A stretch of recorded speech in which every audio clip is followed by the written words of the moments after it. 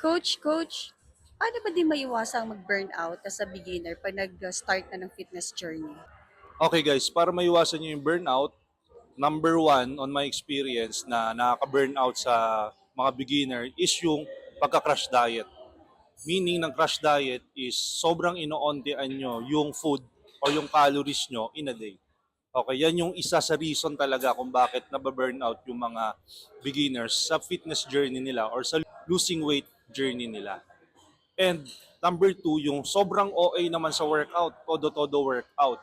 Okay, isang oras nagka-cardio, sobrang bibigat agad ng binubuhat, tapos araw-araw hindi nagre-rest. Yan, mababurnout talaga kayo niyan, mabubugbog yung katawan nyo. Tapos, pagka pinagsabay nyo yung dalawang yan, crash diet, tapos sobra-sobrang workout or intense na workout, sigurado after 1 week or 2 weeks, susuko na po kayo niyan. So, maganda gawin is ayusin nyo yung nutrition nyo, yung right amount ng calories na kailangan ng katawan nyo, kumain kayo ng whole foods na mabubusog kayo at least 80%, and then kailangan yung workout nyo is moderate physical activity lang. Huwag nyo kagad bibiglain. Okay, para magawa nyo siya for a long period of time. Yan po ang secret para meron tayong result na makuha. So yun lang. Thank you for watching and bye-bye.